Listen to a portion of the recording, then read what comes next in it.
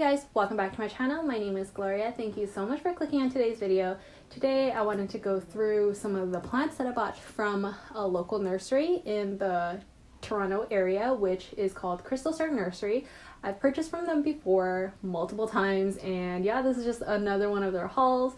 Most of the plants that I got today are actually orchids, and I got one Hoya, so I want to share it with you guys. Before we get started, make sure you subscribe to my channel so you don't miss out on any of my new videos. And yeah, let's go ahead and get started. I'm so excited. I've had these plants for about maybe 4 or 5 days now. I recently picked up my order from them. It took maybe about 3 weeks for them to prepare my order because their last restock was so big, and they probably tried to prioritize a lot of the shipped orders before they do the pickup orders, just because it is getting a little bit cold. And yeah, that way most of their plants will survive, if not all. I'm pretty sure all of their plants did. And yeah, I'm really happy with my order. So I ordered, let's see, 5 orchids and 1 Hoya. In the past, I've pretty much exclusively only bought Hoyas from them, so this is the first time I've actually ordered anything other than Hoyas. And 1 succulent. I ordered 1 succulent. I'm super excited, and let's jump into today's video. So the first one I want to show you guys is obviously the Hoya, because I love this Hoya. This one has been a wishlist Hoya for so long, and I can't believe I finally have this in my collection. It's a Hoya HAINANENSIS, DANANG, Vietnam. That one's really hard to say. I just know it's like a Hoya DANANG. That's usually how I refer to it as, but the full name is that. And it gives me totally Finlaysonii and Calliciphylla vibes. So it has the long leaf shape with some veining, and it's just so cool. It looks like, I don't know how to describe it, just very unique, because the leaves are so long, but the growth pattern is a little bit more spread out for this one. I thought it would be very clustered together actually, but I guess, I could be wrong, and different plants look different. So yeah, these are some of the smaller leaves that are at the top. They're actually newer leaves, so that's why it's lighter in color, and it's still growing, so hopefully it gets nice and big like the bottom leaves. And yeah, I really like this one. I can't wait for it to really grow and explode in my care, because I will definitely baby this. It was such a long wishlist plant, and previous to the last restock, I was hoping I would get this one, and it wasn't in stock. So I'm really happy that it was finally back in stock this time. I know Crystal Star Nursery, they don't like to sell plants before they are ready. So every plant that I've ever purchased from them were so well rooted, and I've never had any problems. So I would definitely continue purchasing from them on my Hoyas, on my orchids, pretty much on my plants. The only thing I don't have experience with are the aroids that they sell. So the fancy aroids like the alocasias, the anthuriums, the philodendrons. I've never purchased any of those, so I can't comment on that. But the Hoyas and the orchids are really happy, so definitely recommend. Moving on, I'll go through the first 2 orchids which I got, which are phalaenopsis, and they're novelty phalaenopsis, meaning they are usually summer bloomers. They have shorter flower spikes. They have usually more fragrant flowers, but correct me if I'm wrong, but the 2 that I got are fragrant, so I'm really happy. This one is the Hoya VIOLACEA Indigo crossed with CHIENLUNG Red Element. So these names are really long. They're really difficult, and I definitely write them on all my plants, not like my Hoyas, because I can actually remember them. But with orchids, there's so many different species, hybrids, whatever, and it's too much. I'm a new orchid collector, and it's very overwhelming. So this is the beautiful bloom that it came with, and it's a purpley flower. It's kind of hard to show on camera because it's so bright, but it's a purple flower. Yeah, maybe if I bring it back. Yeah, it's a purple flower with some yellow kind of edging around the borders of the petals, with a darker yellow center and a darker purple lip. So very cute. There's actually another bud about to bloom, so I'll have a second flower. I really like how compact these phalaenopsis are. They don't grow super long flower spikes, which are also very pretty. Those are more like grocery store phalaenopsis, and I like to kind of have like the two side by side and just like all along my windowsill. I think it looks really nice. I don't want all the flowers to be really low. I want some high, some low, just to kind of create a nice balance. This one smells amazing. So it has the most, I don't know, it's just like a very floral scent. I don't have anything specific I can identify this with, but it's very floral. It's not overpowering. Like if I just enter my room, I won't be like hit in the face with the smell. It's only if I go close to it and take a little whiff, I can smell it. So that's the ideal type of fragrance for me. I don't want to be suffocated when I'm just chilling in my room. Next one is this, which is a Hoya Samera crossed with MIRO Superstar. So this one is also another hybrid. It has the Bellina in its parentage, which is also very fragrant, and that's why this one is also a very fragrant phalaenopsis. It has 3 flowers kind of facing in different directions. So they're very pretty, like magenta fuchsia type flowers.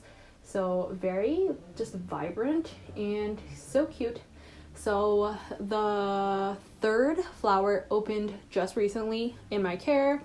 I mean, it was pretty much grown by Crystal Star, but it opened in my care, so I will take credit for that.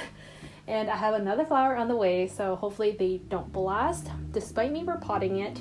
So I find with phalaenopsis, I don't think they mind too much with repotting, even if they are in spike or they're about to bloom. Unlike other orchids that are more sensitive, with more sensitive roots. As long as you're just careful with phalaenopsis, you're good to go. So yeah, I repotted this orchid and my previous one in sphagnum moss mixed with some orchid fir bark.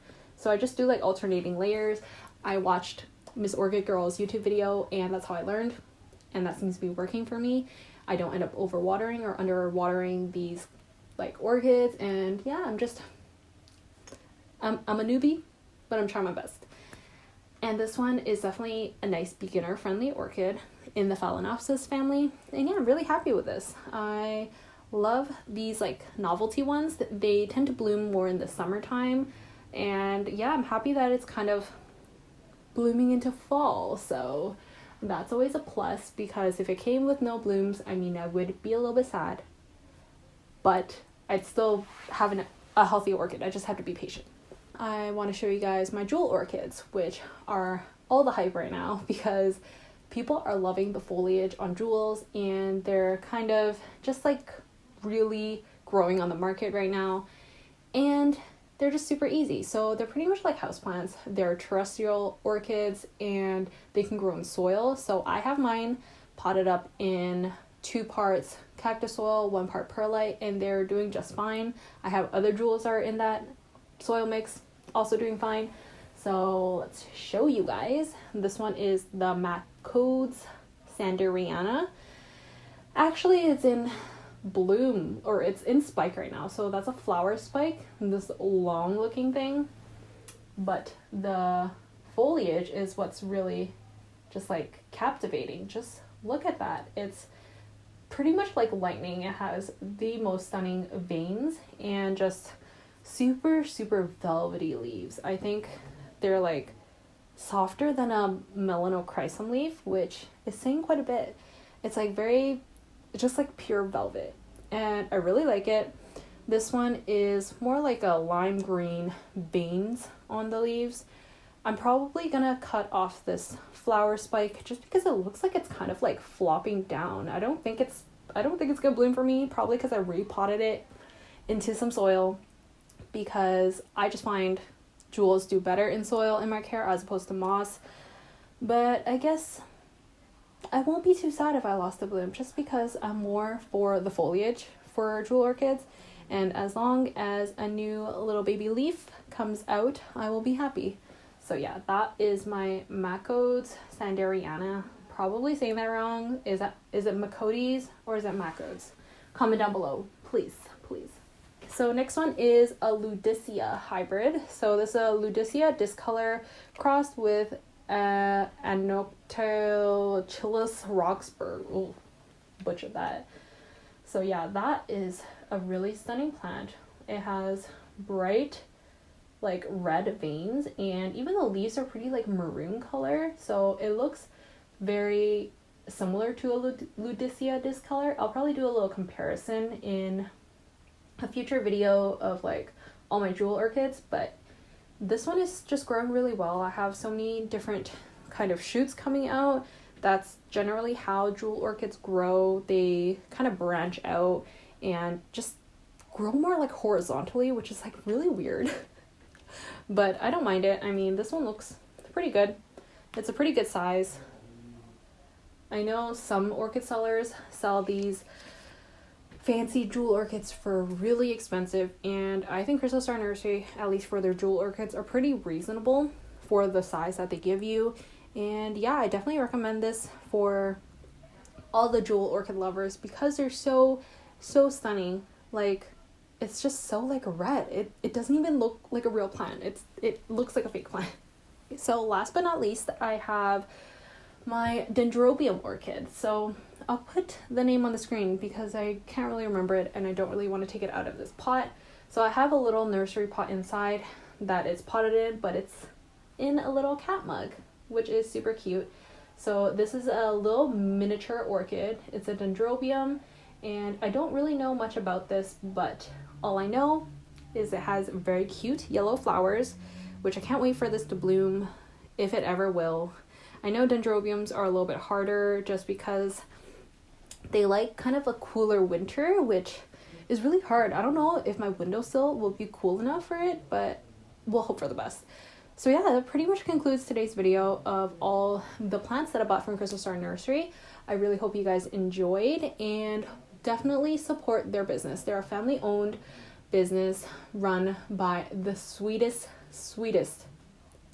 parents and daughter, which the daughter's name is Crystal, and I've met her, I've spoken with her, very happy with the plants that I got. They're very accommodating and just super nice people.